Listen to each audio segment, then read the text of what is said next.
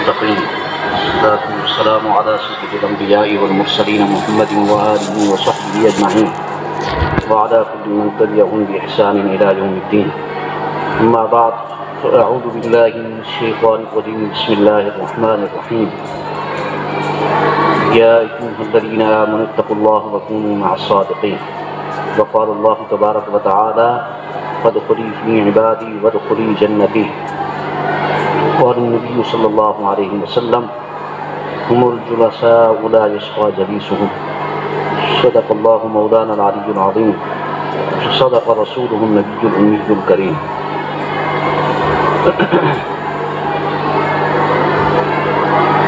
گزشتہ مجلس میں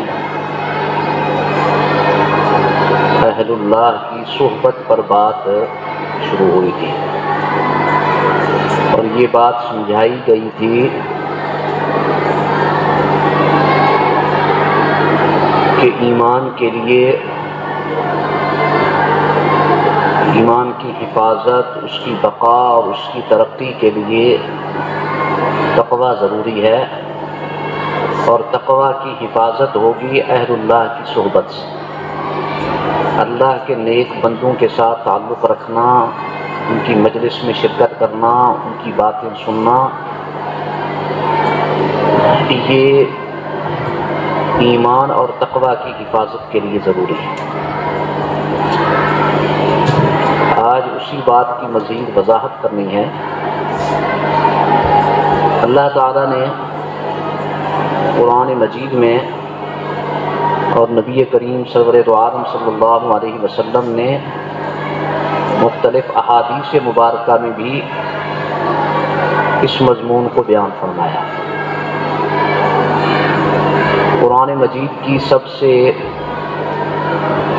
مقدس ترین صورت، جس کو پورے قرآن مجید کا خلاصہ فرمایا گیا، وہ سورۃ فاتحہ ہے۔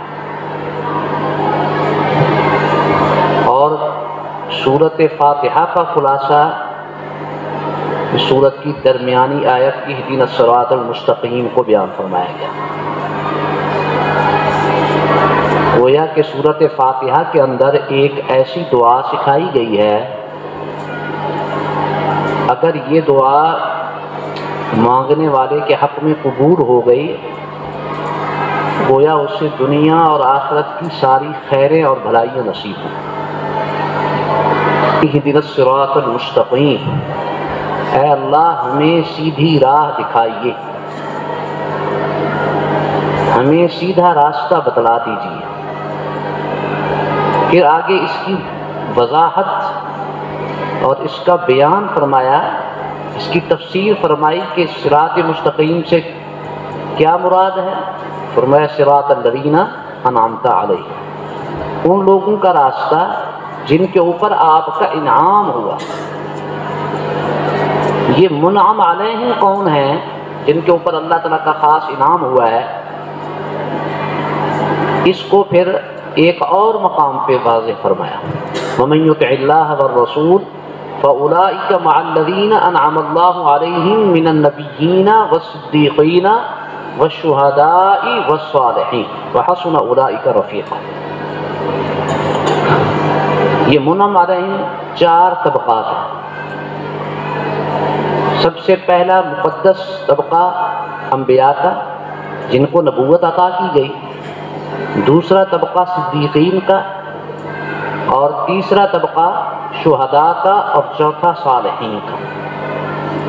یعنی مقام نبوت، مقام صدیقیت، مقام شہادت، مقام صالحیت، یہ چار مقام ہیں۔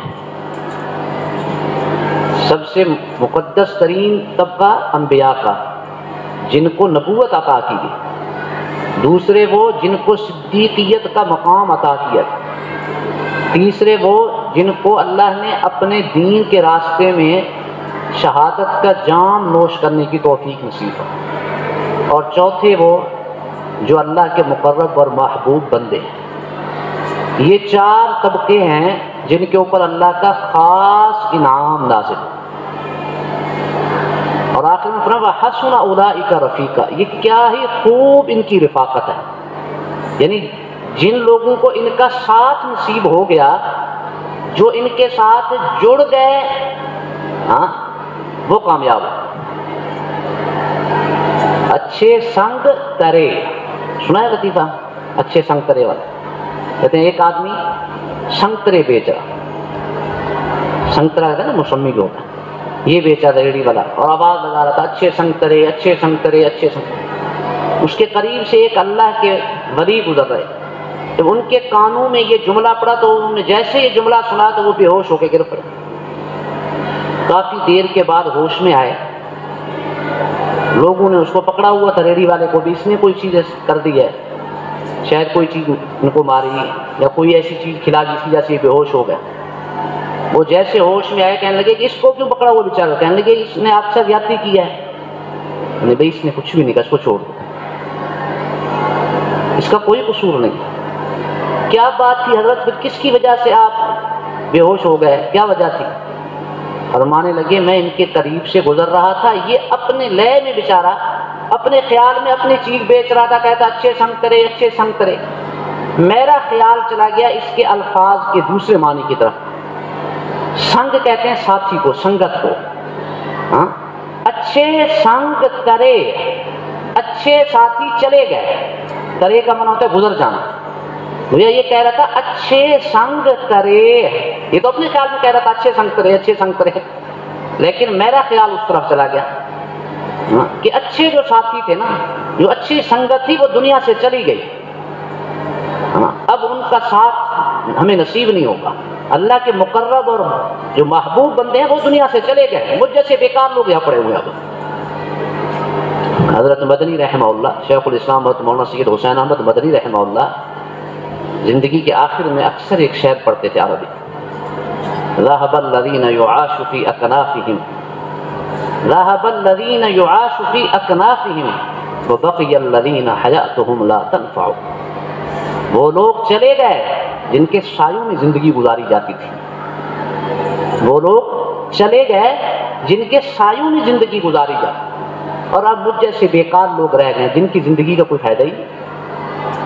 اللہ کے بندے ان ہر وقت اپنی نفی میں مصروف ہیں، اپنے اوپر تو ان کا دھیان ہوتا ہی نہیں، اپنا وجود ان کو نظر ہی نہیں آتا۔ اور سچی بات یہ ہے جو اللہ والوں کے ساتھ جڑ جاتا ہے اس کو مٹنا نصیب ہو جاتا ہے، اس کو مٹنا نصیب ہو جاتا ہے۔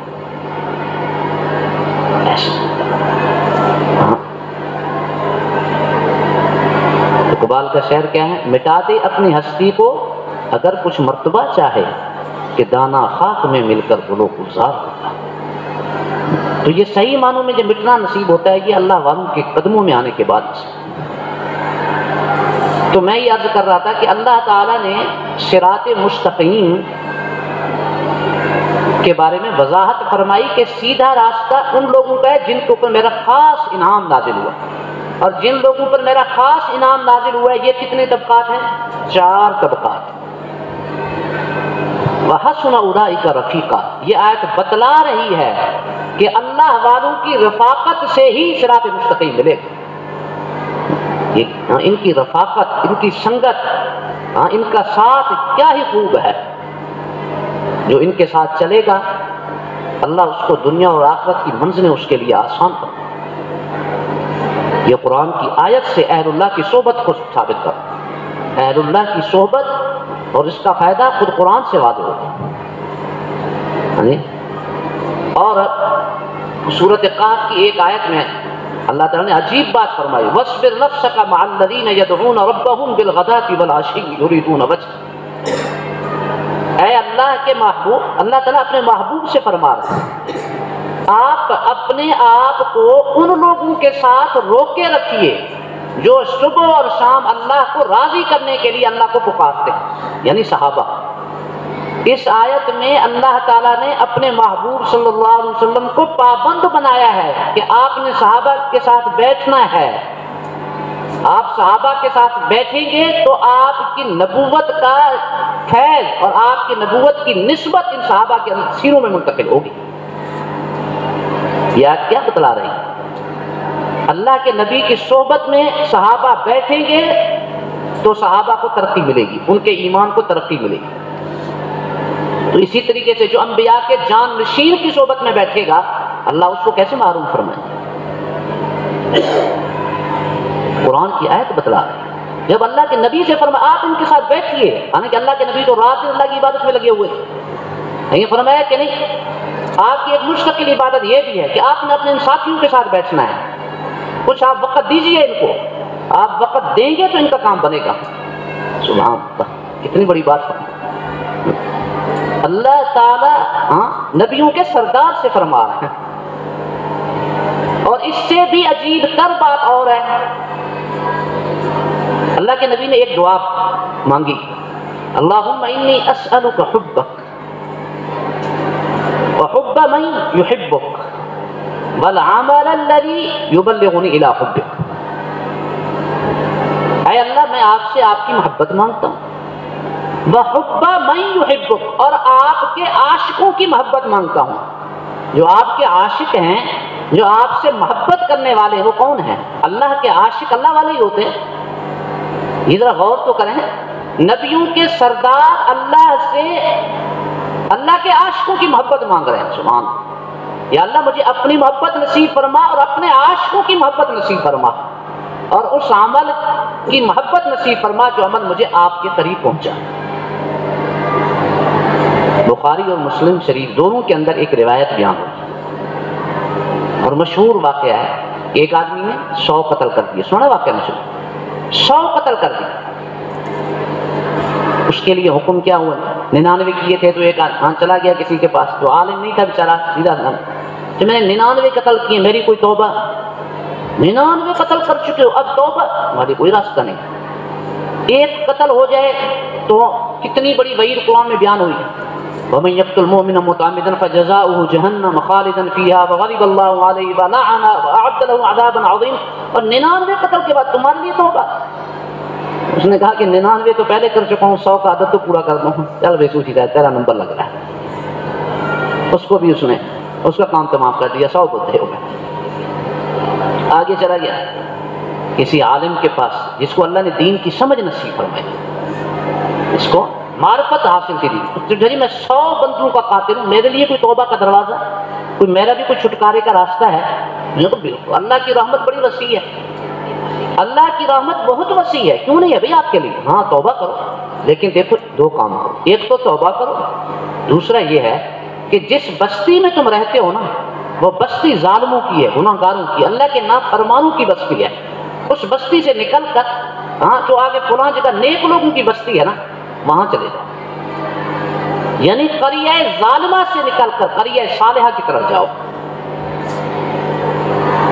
یہ ظالم بستی ہے، اس کو چھوڑ دو، نیک لوگوں کی بستی میں چلے گا۔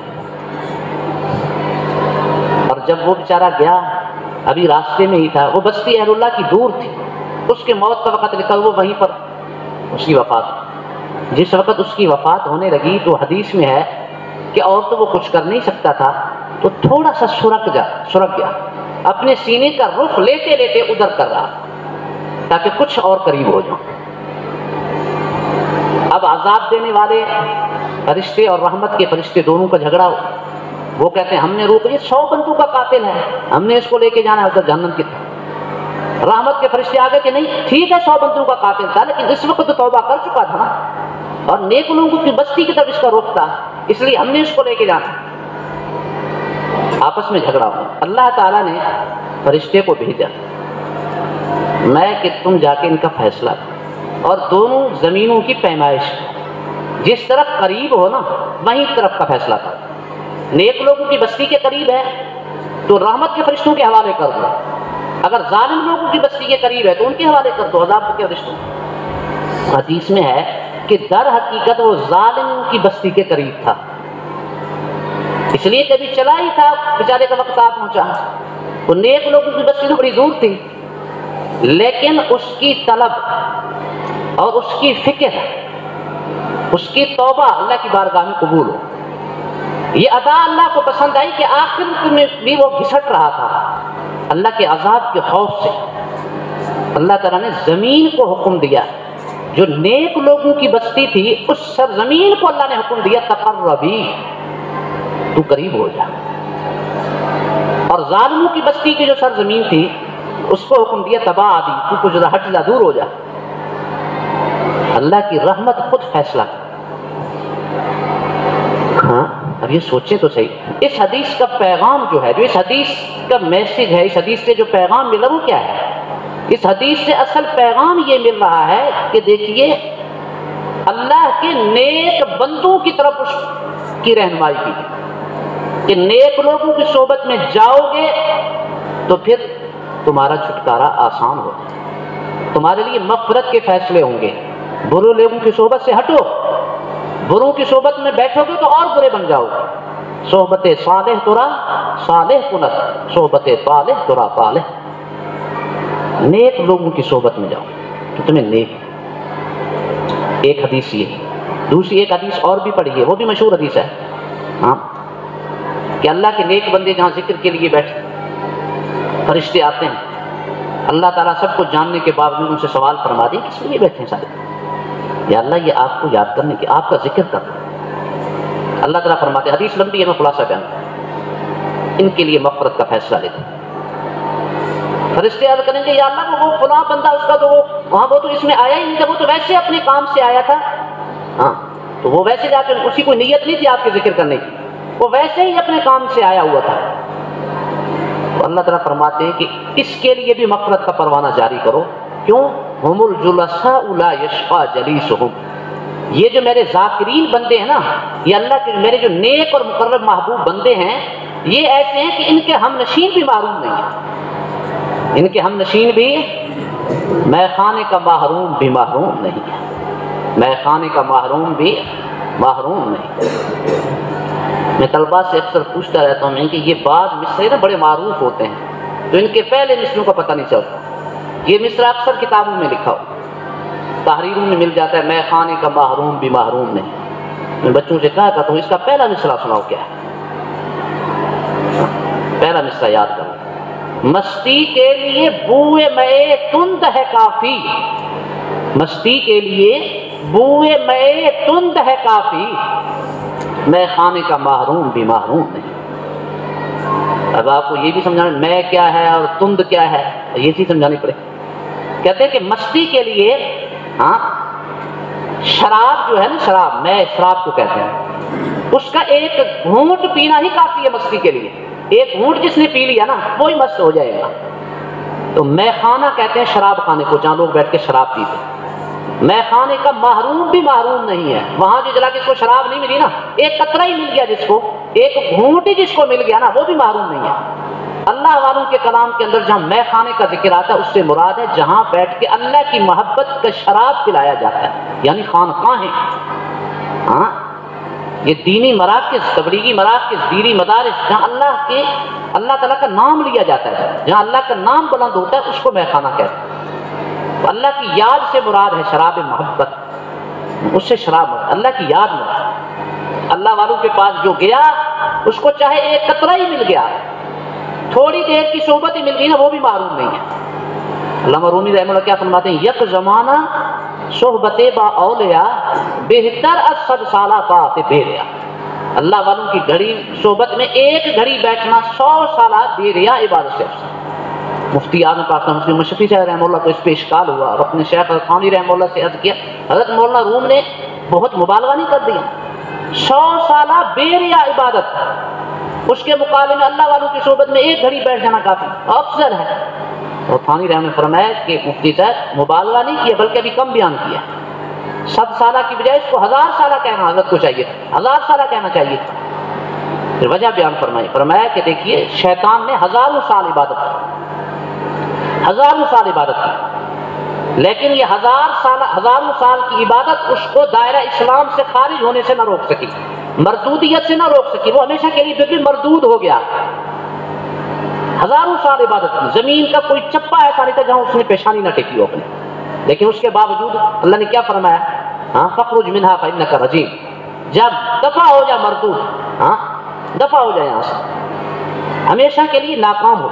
1000 سال کی عبادت اس کو اللہ کے راستے سے نکلنے سے روک نہ سکی اسلام کے. اور اللہ والوں کی صحبت میں جو بیٹھتا ہے وہ گناہگار ضرور ہوگا ٹھیک ہے جتنا گناہ گار ہو لیکن وہ کبھی دائرہ اسلام سے خارج نہیں ہو سکتا، اس کے لیے حسن خاتمہ کی بشارت ہے، اس کے لیے حسن خاتمہ کی بشارت۔ وہ جتنا ہی گناہ گار کیوں نہ ہو، اتنا تو کیا گزار نہیں ہوگا کہ اسلام سے خارج ہو جائے گا۔ اس لیے فرمایا کہ اللہ والوں کی صحبت میں ایک گھڑی بیٹھنے سے انسان کو بسا اوقات ایسی پتے کی بات مل جاتی ہے جس کی وجہ سے انسان کی 100 سالہ زندگی کا رخ ٹھیک ہو جاتا ہے۔ یہ اللہ والوں کی صحبت بہت بڑی دولت ہے۔ ہمارے دادا پیر تھے حضرت مولانا شاہ عبد الغنی صاحب پور پوری رحمہ اللہ، نام سنا ہے آپ؟ بہت بڑے اللہ کے ولی تھے۔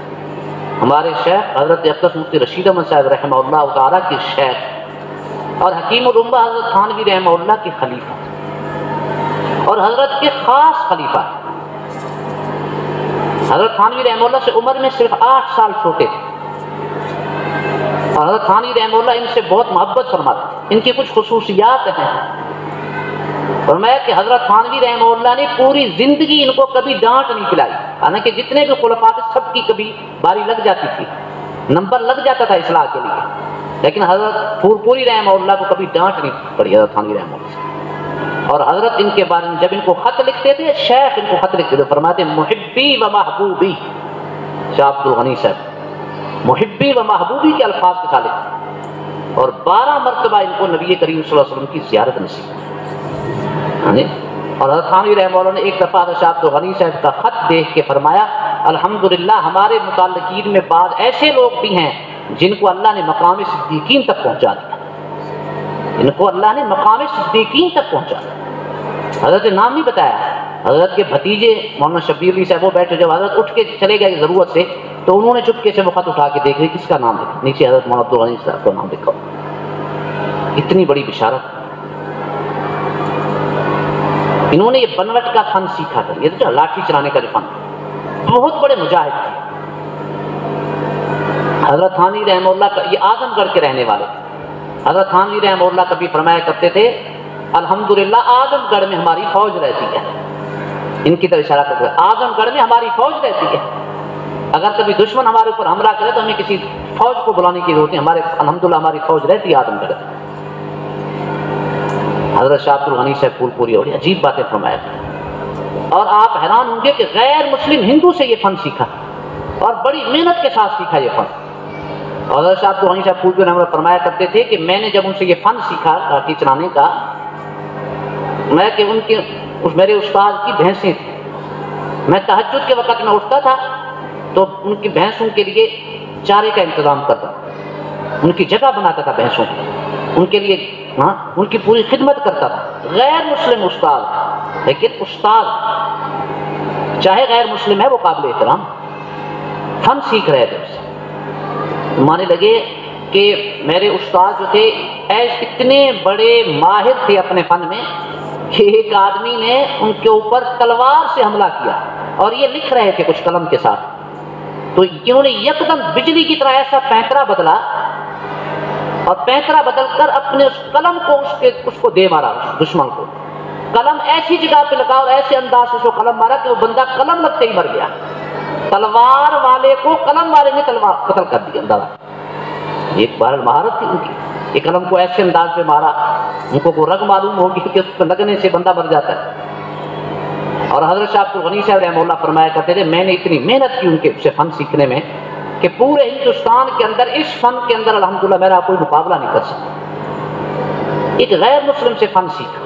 تو حضرت شاہ عبد الغنی صاحب پور پوری رحمہ اللہ فرمایا کرتے تھے کہ جس طریقے سے ایک فن کو سیکھنے کے لیے اتنی محنت کرنی پڑتی کہ قلم والے نے تلوار والے کو قتل کر دیا، فرمایا کسی اس نفس کو دبانے کے لیے، نفس کے اوپر غالب پانے کے لیے بھی صحبت کی استاد کی ضرورت ہے۔ کوئی استاد ہوگا، کسی اللہ والے کی صحبت میں جاؤ گے تو پھر یہ نفس تمہارا مغلوب ہوگا، نہ بیٹھے بیٹھے سے کچھ نہیں۔ ہم مولوی لوگ تو بڑے مطمئن ہو جاتے ہیں کہ ہم نے مقصد بنا دی صرف پڑھنا پڑھانا۔ مولانا شاہ ابراء الحق صاحب رحمہ اللہ نے ایک دفعہ ہندوستان میں تبلیغی جماعت کے مرکز میں ایک بات بیان فرمایا کہ مدارس سے اور تبلیغی جماعتوں سے اعمال کا وجود ملتا ہے اور خانقاہوں سے اعمال کا قبول ملتا ہے۔ اعمال کا وجود آپ کو ان سے ملے گا لیکن اعمال کی قبولیت کب ملے گی؟ جب سے اللہ والوں کی جوتیوں میں بیٹھو گے تو پھر تمہیں اخلاص نصیب ہو۔ بانی تبلیغ جماعت محمد الیاس صاحب رحمہ اللہ سارا دن گشت فرما کر شام کو جب آتے تو اپنے شیخ مولانا خلیل احمد صاحب پوری رحمہ اللہ کی خانقاہ میں تشریف لاتے، جن کو تبلیغ کی محنت فرماتے، شام کو حضرت کی خانقاہ میں حاضر فرمائے لگے پورا دن لوگوں کے ساتھ اختلاف کی وجہ سے، میل ملاپ کی وجہ سے دل پہ غبار سا چھا جاتا ہے۔ لوگوں کی زندگیاں تو اللہ کی نافرمانی میں گزرتی ہے نا، تو ایسے لوگوں سے ملنے سے دل پہ غبار لگتا ہے۔ تو فرمائے لگے میں یہاں اپنے شیخ کی خانقاہ میں جب آتا ہوں تو میرے دل کی صفائی ہو جاتی ہے۔ موٹر جب زیادہ چلتی ہے تو پھر ٹیوننگ کی ضرورت تو پڑتی ہے، موٹر جب زیادہ چلے گی تو ٹیوننگ کی صفائی کی ضرورت تو پڑے گی، ہاں، اگر نہ تو گرد و غبار کی جیسے انجن خراب ہوگا تو موٹر کیسے چلے گی؟ میں اللہ والوں کے پاس ان خانقاہوں میں آ کے دل کی ٹیوننگ ہوتی ہے، دل کی صفائی ہوتی ہے ان خانقاہوں میں آ کے۔ نبی کریم صبر دو عالم صلی اللہ علیہ وسلم کے جو مقاصد کے بعثت کے جو مقاصد بیان ہوئے اس میں ایک وَيُزَكِّيهِمْ بھی ہے کہ آپ کا ایک کام تزکیہ کرنا بھی ہے، اور تزکیہ کس کا؟ صحابہ کا کرنا ہے، آپ نے اندازہ کرنا، ان کی صفائی کرنی ہے آپ نے۔ ایک مولوی صاحب نے حضرت تھانوی رحمہ اللہ سے بحث کی کہ حضرت تزکیہ کا تو میں قائل ہوں لیکن یہ مزکی کی کیا ضرورت ہے؟ تزکیہ کے لیے مزکی کی کہاں سے ضرورت پیش آئی؟ ٹھیک ہے صفائی کرنی ہے، ہم خود ہی صفائی کر لیں گے، اپنی دل کی صفائی، اپنے باطن کی صفائی ہم خود کر لیں گے۔ اور تھانوی رحمہ نے فرمایا مولوی صاحب یہ بتاؤ، چونکہ عالم تھے تو علمی جواب دیا، فرمایا مولوی صاحب یہ بتاؤ تزکیہ فعل لازم ہے یا فعل متعدی؟ تزکیہ فعل متعدی ہے، متعدی کے لیے ہاں صرف فاعل پر تو اس میں پورا ہونا نہیں، اس کو تو مفعول کی ضرورت پڑے گی، اس کے لیے مزکی کی بھی ضرورت پڑے گی، مزکا کی بھی ضرورت پڑے گی۔ اور نبی کریم صلی اللہ علیہ وسلم کو فرمایا جائے آپ نے ان صحابہ کا تزکیہ کرنا ہے، اور ایک صحابی کی کیا شان ہے، سبحان اللہ، ایک اونٹ چلانے والا سیدھا سادہ دیہاتی آدمی، جب نبی کریم صلی اللہ علیہ وسلم کی نگاہ پڑ گئی ان کے اوپر، نبوت کی ایک نگاہ پڑ گئی، تو اب دنیا کے سارے علماء، محدثین، مفسرین، محققین، غوث کتب ابدال، امام ابو حنیفہ، امام مالک، امام شافعی، امام احمد بن حنبل، امام بخاری، امام مسلم، امام ترمذی اور حضرت باعزید بستامی اور جنید بغدادی جیسے سب کو ایک لائن میں کھڑا کرو، اور ایک اس ادنا سے صحابی رسول کو ایک طرف کھڑا کرو تو پلڑا صحابی کا بھاری ہو، صحابی رسول کی شان کو نہیں پہنچ سکتے۔ وجہ کیا ہے؟ میں عرض کیا کرتا ہوں کہ بہت سے بزرگوں نے شاید بعض صحابہ سے زیادہ مجاہدات کیے، اتنے مجاہدات بعد والوں نے کیے شاید پیروں نے نہیں کیے، لیکن صحابی کی شان کی بنیادی وجہ اللہ کے نبی کی صحبت تھی۔ حضور صلی اللہ علیہ وسلم کی صحبت سے صحابہ نے سارا مقام پایا۔ حضرت تھانوی رحمہ اللہ فرمایا کرتے تھے، فرمایا کہ اللہ نے نبوت کا دروازہ بند کر دیا، ولایت کا دروازہ قیامت تک کے لیے کھلا ہوا ہے۔ کبھی جوش میں فرمایا کرتے تھے کہ بڑے بڑے بزرگوں کے امام غزالی اور حضرت جنید بغدادی اور حضرت باعزید بستامی، سیدنا عبد القادر جیلانی رحمہ اللہ کی مسجدیں آج بھی خالی پڑی ہوئی، آج بھی خالی پڑی ہیں، اٹھو اور ان کو پر کر دو، تو ولایت کا دروازہ قیامت تک کھلا ہے۔ ہنوزاں ابر رحمت در فشانت، اللہ کی رحمت کا بادل جو ہے وہ اب بھی برس رہا ہے، اللہ کی رحمت کا بادل اب بھی برس رہا ہے، وہ ابھی رکا نہیں ہے، اس نے تو قیامت تک کھلے گا، چلنا ہے۔ یا ایھا الذین آمنوا اتقوا اللہ وکونوا مع الصادقین، اللہ نے یہ حکم دیا، یہ حکم قرآن کا قیامت تک باقی رہے گا، تو معلوم ہوا کہ صادقین بھی باقی رہیں گے قیامت تک، اللہ کے نیک بندے بھی قیامت تک باقی رہیں گے، اس لیے تو اللہ فرما رہے کہ سچوں کی صحبت اختیار کرو، معلوم ہوا سچے رہیں گے قیامت تک۔ بعض لوگ کہتے ہیں کہ اللہ والے نہیں ہیں اس دور میں، اللہ والے نایاب کبھی نہیں ہوتے، کمیاب ہو جاتے ہیں، کسی دور میں زیادہ اور کسی دور میں کم، لیکن اللہ والے ہر دور میں رہیں گے۔ اللہ والوں کی زندگیوں کی وجہ سے ان کے پاس آنے سے انسان کی زندگی بدلتی، اس کی ایک نہیں، سینکڑوں نہیں، ہزاروں نہیں، لاکھوں نہیں، کروڑوں مثال۔ نگاہ ولی میں وہ تاثیر دیکھی، بدلتی ہزاروں کی تقدیر دیکھی، ہزاروں کی نہیں، لاکھوں نہیں، کروڑوں کی تقدیر دیکھی۔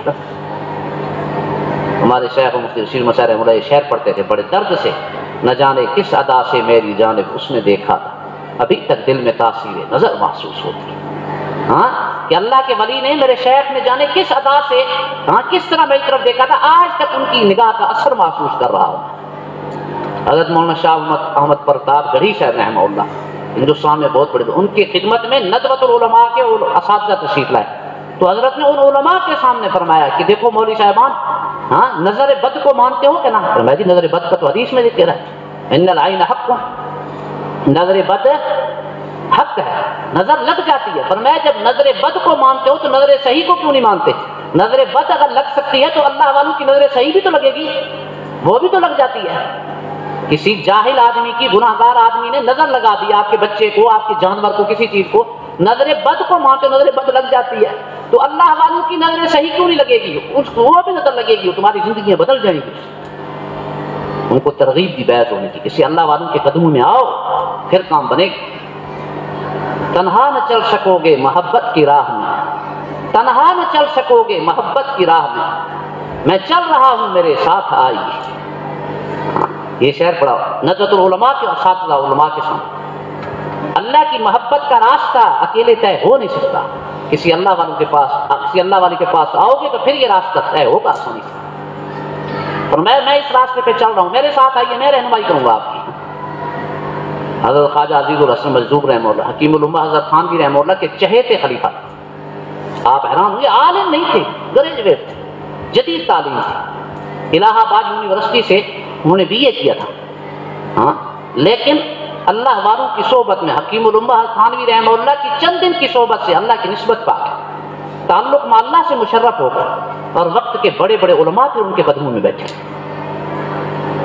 جامعہ اشرفیہ لاہور کے مفتی تھے مفتی جمیل احمد صاحب تھانوی رحمہ اللہ، حضرت نے حضرت تھانوی رحمہ اللہ کے وفات کے بعد خواجہ صاحب کو لکھا کہ حضرت مجھے کوئی ایسی کوئی بات بتائیے جس سے مجھے اللہ تعالیٰ کی محبت اور معرفت نصیب ہو جائے، اللہ کے ساتھ تعلق نصیب ہو جائے، مجھے کوئی ایسا گر بتائیے۔ حضرت نے فرمایا کہ مفتی صاحب کسی اہل اللہ والے کے سامنے خود کو مٹانے کے بغیر اللہ کا راستہ طے نہیں ہوگا۔ ایک غیر عالم مفتی اعظم کو سبق پڑھا رہا ہے، کسی اللہ والے کے سامنے آپ کو پامال ہونا پڑے گا، پھر کام بنے گا۔ قال را بگزار مرد حال شو، پیشے مرد کامل پامال شو۔ کیل و کال کو چھوڑ کر کسی اللہ والے کے سامنے آپ کو مٹاؤ گے تو پھر تمہارے دل کی کیفیت بدلے گی۔ صرف کیل و کال سے اور صرف و نحو کے رٹے لگانے سے اور فقہ کے خشک مسائل پڑھنے سے کام تھوڑی ہوگا۔ یہ ظاہر ہے، ابھی صرف اس باطن کو حاصل کرنے کے لیے کسی اللہ والے کے پاس بھی جانا پڑتا ہے۔ بیعت بہت ضروری ہے، اور اس فتنوں کے دور میں اور زیادہ ضروری ہے۔ تو حضرت خواجہ صاحب نے مفتی جمیل احمد صاحب کو لکھا کہ اللہ والوں کے سامنے آپ کو رگڑے کھانے پڑے، یاد رکھیں بات۔ اور حضرت تھانوی رحمہ اللہ سے ایک دفعہ نواب کیسر صاحب ایک بزرگ تھے ہمارے، الحمدللہ میں نے ان کی بارہا زیارت کی بندہ اعظم کراچی میں، مفتی تقی عثمانی صاحب وقات ان کی مجلس میں آتے تھے، عجیب اللہ والے تھے، بڑا چہرے پہ بڑا نور تھا، سفید۔ حضرت مفتی عثمانی صاحب جیسے قابل کو میں نے ان کے سامنے دو زانوں بیٹھتے ہوئے دیکھا، انہوں نے حضرت تھانوی رحمہ اللہ کی زیارت کی تھی، حضرت تھانوی رحمہ اللہ کی زیارت کی تھی بچپن میں۔ فرمانے لگے میں اس مجلس میں بیٹھا تھا جس میں خواجہ صاحب نے حضرت تھانوی رحمہ اللہ سے یہ سوال کیا۔ یہ سوال حضرت تھانوی سے حضرت خواجہ صاحب نے کیا، حضرت کوئی ایسا راستہ بتائیں جس کی وجہ سے اللہ کی محبت نصیب ہو جائے۔ فرمایا کہ خواجہ صاحب جن لوگوں کے دل میں اللہ کی محبت موجود ہے ان کی جوتیوں میں جا کے بیٹھو، تمہیں بھی اللہ کی محبت نصیب ہو جائے۔ جن کے دل میں جو اللہ کی محبت پا چکے ہیں ان کی جوتیوں میں بیٹھو تو تمہیں بھی اللہ کی محبت نصیب ہو جائے۔ خواجہ صاحب نے سوال کیا، عجیب سوال دیکھو پڑھتے تھے، غیر عالم ہو کر کیسے پتے کی بات پوچھی۔ اور تھانوی رحمہ اللہ سے ایک دفعہ اشکال کیا اپنے شیخ کے سامنے کہ حضرت یہ بات سمجھ نہیں آتی، ہم اللہ والے کہتے ہیں کہ جی کسی اللہ والے سے بیعت ہو جاؤ، کسی اللہ تو ذکر کرنا ہے، ذکر کرنے سے خود ہی کام ہو جائے گا، کام تو ذکر سے ہی ہوگا نا، تو کسی بیعت کوئی ضروری تو نہیں ہے، ہم خود ہی بیٹھ کے ذکر کریں کسی مرشد کے بغیر۔ تو حضرت نے عجیب بات فرمائی، خواجہ صاحب کاٹتی تو تلوار ہی ہے، مثال دیکھیں، کاٹتی تو تلوار ہے لیکن کب؟ جب کسی سپاہی کے ہاتھ میں ہو، سپاہی کے ہاتھ میں تلوار ہوگی تو کاٹے گی، فرمایا کام تو اللہ کے ذکر سے بنے گا لیکن کب؟ جب کسی شیخ کی رہنمائی کے ساتھ، شیخ کی رہنمائی ضروری ہے، ورنہ بعض لوگ بہت زیادہ ذکر کرنے سے دماغ کی گرمی ہو جاتی ہے اور دماغی فیل ہو جاتا ہے بعض لوگوں کا، ایسی مثالیں بھی ہیں۔ تو میں یہ بتا رہا کہ خواجہ صاحب دیکھو غیر عالم تھے، ایک یونیورسٹی کے پڑھے ہوئے تھے، لیکن وقت کے بڑے بڑے علماء ان کے تو مولانا شاہ ابرار الحق صاحب جیسے انسان ان سے بیعت ہو جائے، مفتی جمیل احمد صاحب تھانوی، بڑے بڑے اکابر ان سے اصلاحی تعلق قائم تھے اور شیخ العلماء بنے۔ یہ کیا تھا؟ ہاں ڈپٹی کلکٹر تھے، حالانکہ انگریز کے دور میں ڈپٹی کلکٹر تھے۔ وہ میں نے بتایا نہیں پچھلی مجلس میں، کیوں سے کسی نے کہا کہ خواجہ صاحب آپ تو مسٹر تھے، آپ کی یہ ٹر کیسے مس ہوئی؟ تو میں کہ اللہ حضرت تھانوی رحمہ اللہ کی جوتیوں میں جا کے میری ٹر مس ہو گئی۔ اور جب تھانہ بھون سے جانے لگے اور حضرت تھانوی رحمہ اللہ کو کبھی مخاطب کر کے فرماتے تو نے مجھ کو کیا سے کیا شوق فراواں کر دیا، پہلے جا پھر جانے جا پھر جانے جانا کر دیا، اپنے شیخ سے فرماتے۔ اور جب خانقاہ تھانہ بھون سے جانے لگے، شاعر تھے نا تو شاعر کی زبان بڑی بولتے تھے، ہاں شاعر کو تو ہر وقت پھر شاعری کی کیفیت۔ تھانہ بھون سے جب جانے لگے تو خانقاہ تھانہ بھون کی طرف خطاب کر کے فرمانے، اپنے شیخ کی طرف خطاب کر کے یہ اشعار پڑھے، نقش بتاں مٹایا دکھایا جمال حق، نقش بتاں مٹایا، سمجھ میں آ رہا ہے؟ ہاں یہ غیروں کے جو نقشے ہیں نا دل کے اندر، ہاں دنیا کے جتنے غلط نقشے ہیں یہ ان کو بت کہتے ہیں، ہاں غیر معلوم کے بت، ہاں جی جتنے بھی یہ غلط محبتیں، نقش بتاں مٹایا دکھایا جمال حق، اللہ کا ہاں جمال کا راستہ دکھا دیا، یہ اللہ کا چہرہ دکھا دیا آپ نے، نقش بتاں مٹایا دکھایا جمال حق، آنکھوں کو آنکھیں دل کو میرے دل بنا دیا، آہن کو سوز دل سے کیا نرم آپ نے، نا آشنائے درد کو بسمل بنا دیا۔ اب یہ تو اشعار اتنے ہاں بھاری ہے کہ ان کی تو تشریح کرنی پڑے گی صاحب۔ آہن کو سوز دل سے کیا نرم آپ نے، آہن کہتے ہیں لوہے کو، ہمیں دل کے درد سے آپ نے میرے سخت دل کو، ہاں میرے شیخ آپ نے نرم کر دیا، نا آشنائے درد کو بسمل بنا دیا، جو درد سے نا واقف تھا، جس کو اللہ کی محبت کا، اللہ کی محبت کے درد کا کوئی پتہ ہی نہیں تھا، آپ نے اس کو زخمی کر دیا، نا آشنائے درد کو بسمل بنا دیا۔ مجذوب جاتا ہے در سے دامن بھرے ہوئے، یعنی میں آپ کے در سے دامن بھر کے جاتا ہوں، مجذوب جاتا ہے در سے دامن بھرے ہوئے، صد شکر کہ اس نے آپ کا سائل بنا دیا، اللہ کا شکر ہے کہ جس نے مجھے آپ کے در کا بھکاری بنا دیا، آپ سے بیعت ہونے کا شرف نصیب فرما دیا۔ یہ خواجہ صاحب دیکھیں، جب اللہ کی محبت دل میں پیدا ہو جاتی ہے، اللہ والوں کی صحبت میں بیٹھ کے جب انسان کے دل میں معرفت پیدا ہو جاتی ہے، پھر انسان کی زبان سے ایسی عالمانہ گفتگو جاری ہوتی ہے، ایسی عالمانہ گفتگو فرماتے ہیں کہ ایک بہت بڑا عالم بھی ایسی گفتگو نہیں کرتا۔ کیا قیمتی بات ہے۔ اور کئی دفعہ فرماتے تھے ہاں دونوں عالم دے چکا ہوں میں کشو، یہ گراں میں تم سے کیا لی جائے گی، ہاں وہی بتایا میں کہ دونوں عالم دے چکا ہوں میں کشو، میں کش کہتے ہیں شرابیوں کو، اور اس سے مراد ہے اللہ والے، تو کہتے ہیں کہ جو تم اللہ کی محبت کا شراب پینے کے لیے آئے ہو نا، میں اپنے دونوں جہان اس پہ قربان کر چکا ہوں، تب مجھے یہ اللہ کی محبت نصیب ہوئی ہے، تم سے کہاں لی جائے گی، تم سے کہاں لی جائے گی۔ حضرت پھول پور رحمہ اللہ نے ایک بار حضرت شاہ حکیم اختر صاحب رحمہ اللہ سے فرمایا، وہ بھی ان کے مرید، کہنے لگے حکیم اختر ہاں تقویٰ کا اور اللہ کا راستہ بظاہر مشکل لگتا ہے، لیکن جب کسی اللہ والے کے ساتھ تعلق نصیب ہو جائے تو اس کی برکت سے نہ صرف یہ کہ راستہ آسان ہو جاتا ہے بلکہ لذیذ ہو جاتا ہے، صرف راستہ آسان نہیں ہوتا، پھر یہ راستہ لذیذ ہو جاتا ہے، یہ راستہ لذیذ ہو جاتا ہے۔ مجھے سال ہو گئی منزلیں، ہاں آج تو اشعار کی زیادہ تاری ہو رہی ہے، ہاں مجھے سال ہو گئی منزلیں کہ راستے آسان ہو جاتے ہیں، یہ راستے ایسے تو مجھے سہل ہو گئی منزلیں کہ ہوا کے رخ بھی بدل گئے، مجھے سہل ہو گئی منزلیں کہ ہوا کے رخ بھی بدل گئے، میرا ہاتھ تیرے ہاتھ میں آ گیا تو چراغ راہ کے جل گئے۔ سبحان اللہ، نے شیخ سے فرمایا کہ جب میرا ہاتھ آپ کے ہاتھ میں پہنچ گیا تو راستے کے چراغ ہی جل گئے سارے، اندھیرا جو تھا وہاں روشنی ہو گئی، ہواؤں کے رخ ہی بدل گئے، اللہ نے سارے کام ہی آسان کر دیے۔ تو یہ بات ایسے نہیں حاصل ہے، ہاں یہ اللہ والوں کی صحبت میں آ کے یہ چیزیں ملتی ہیں۔ تو میں نے بتایا نا کہ اللہ والوں کی صحبت میں آ کے ایسے ایسے لوگوں کی تقدیر بدلی ہے۔ یہ اگر مراد آبادی کے بارے میں بتایا تھا نا پچھلی مجلس میں کہ شراب پیتا تھا، اتنی پیتا تھا کہ بے ہوش ہو جاتا تھا، لوگ اٹھا کے لے جاتے تھے۔ حضرت تھانوی رحمہ اللہ کی خدمت میں جب آ گئے پھر اللہ کا خوف نصیب ہوا، پھر یہ شعر پڑھتے تھے، پینے کو تو بے حساب پی لی اب ہے دھڑکا روز جزا کا، حضرت تھانوی رحمۃ اللہ کی خدمت میں جب آ کے پیش ہوئے تو کہنے لگے حضرت میں بیعت ہونا چاہتا ہوں، میرے لیے بھی کوئی توبہ کا دروازہ؟ فرمایا کہ ہاں کیوں نہیں، آئیے، توبہ کا دروازہ سب کے لیے کھلا ہے، اہل اللہ مایوس نہیں کرتی۔ تو حضرت سے عرض کیا کہ حضرت میرے لیے 4 دعائیں فرمائی۔ جگر مراد آبادی نے کہا میرے لیے 4 دعائیں کیجیے۔ پہلی دعا یہ ہے کہ میں شراب بہت پیتا ہوں، دعا کیجیے اللہ مجھے شراب پینے سے توبہ نصیب کرے۔ دوسری ہے کہ میں داڑھی مڈاتا ہوں، اللہ کرے میں یہ داڑھی مڈوانے کی گناہ سے تائب ہو جاؤں۔ ہاں جی، شراب بھی پیتے تھے اور داڑھی بھی مڈواتے تھے، یہ دونوں دعائیں۔ تیسری دعا یہ کہ اللہ مجھے حج کی توفیق نصیب فرما، اور چوتھی دعا میرے لیے یہ کیجیے کہ اللہ تعالیٰ آخرت میں میری مغفرت فرما۔ میں کہ 4 دعائیں حضرت کریں گے تو پھر بیعت ہوں گا۔ حضرت نے 4 دعائیں ان کے لیے کی، فرمایا کہ 3 دعاؤں کا تعلق دنیا سے تھا، وہ 3 دعائیں تو سامنے آ گئی۔ شراب پینی چھوڑ دی، داڑھی اتنی بڑی ہو گئی کہ لوگ پہچانتے ہی نہیں تھے آخر میں، سفید داڑھی اور بڑے بزرگ بنتا اللہ والا، اور حج بھی نصیب ہو گیا۔